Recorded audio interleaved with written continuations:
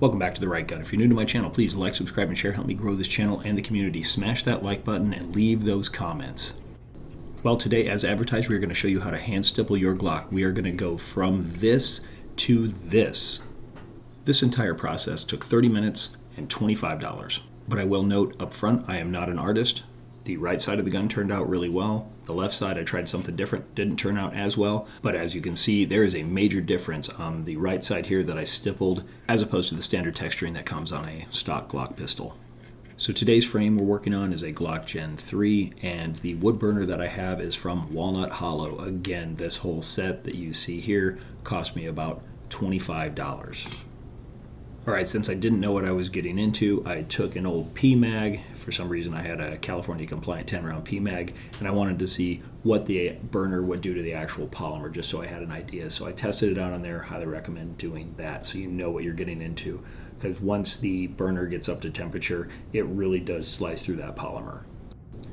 And in doing the work, that was one of my main concerns, was to be able to manipulate the polymer enough to make an aggressive stipple yet not compromise the integrity of the frame. And throughout the video, you will see me doing that. So just to get started here, you can see me, I started along the back edge. I went with very light pressure and then increased pressure as needed. Now I will speed up some of the video and quit talking so you can see the process. I will just come in with some audio every now and again.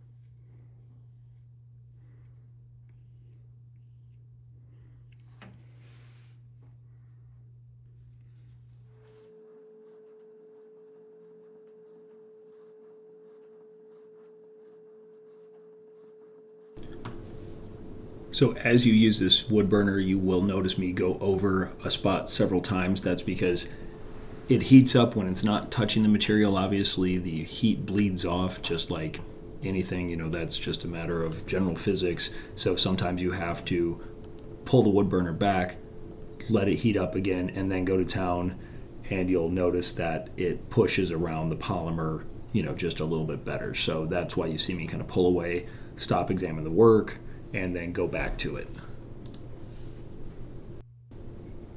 This right hand side, super happy with it. It's a very aggressive texture, very flat. Now we're going to flip it over to the left hand side, and I'll talk about some of the pros and cons of doing that left hand side, especially around that Glock logo.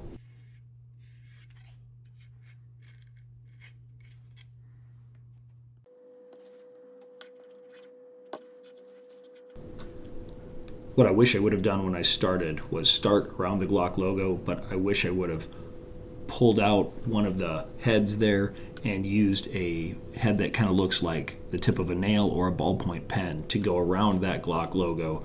You will see me push into it and it kind of mushes around, so couldn't really save it.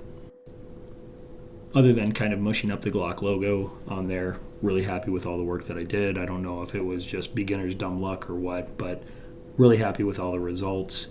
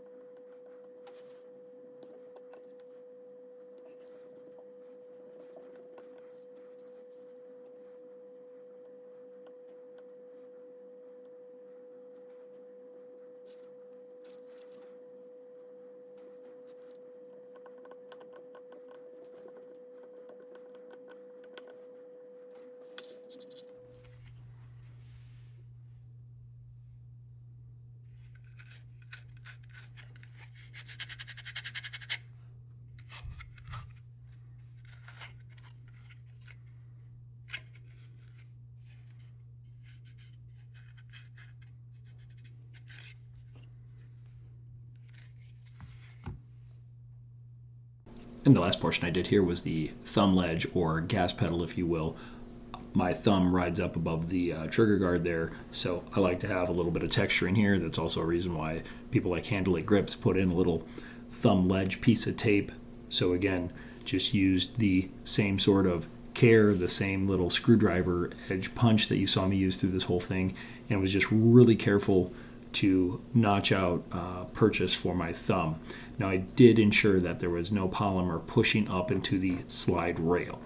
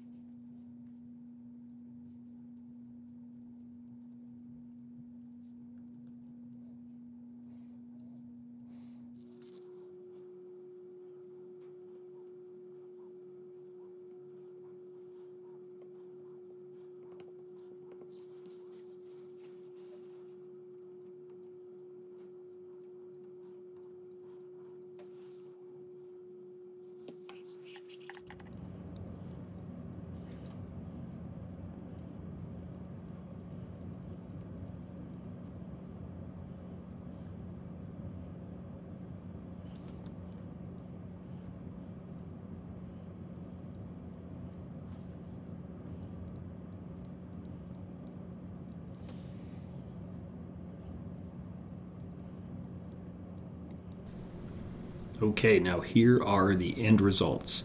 Now you can pay $200 up to about $500 to have this done professionally. Again, this was 30 minutes of my time. Probably could have made it look a little bit better if I would have just really used about 45 minutes of time and $25 of my own money.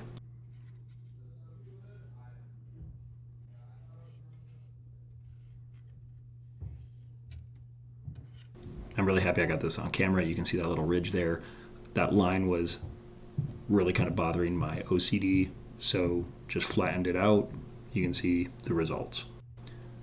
So just a note of caution, as you can see here, it really didn't take much pressure to remold or push around that polymer. Once that wood burner gets up to temperature, it will slice right through that polymer.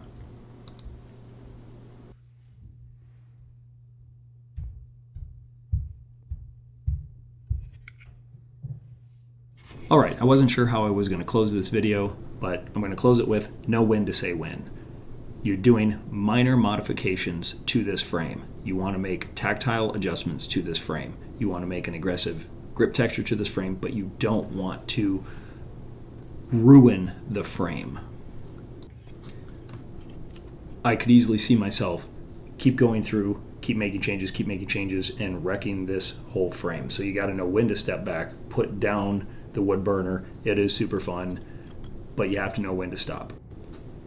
And this is the last time I will say this. You are making changes to this, but you don't want to compromise the integrity or the strength of the polymer grip module.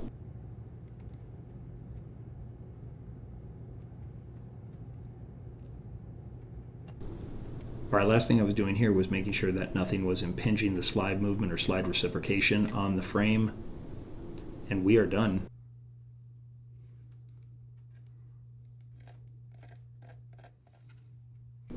Here's one last look at the frame. We're going to put the slide on, we're going to functions check it, and we're going to get it to the range.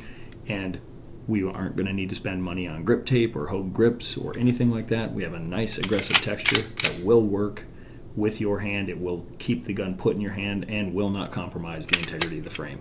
Thanks for watching. Thanks for liking. Hope you subscribe. I hope you share and leave comments below. Let me know if you've done this yourself. Let me know if I'm crazy. Doesn't matter. Just comment and keep watching. Thank you very much.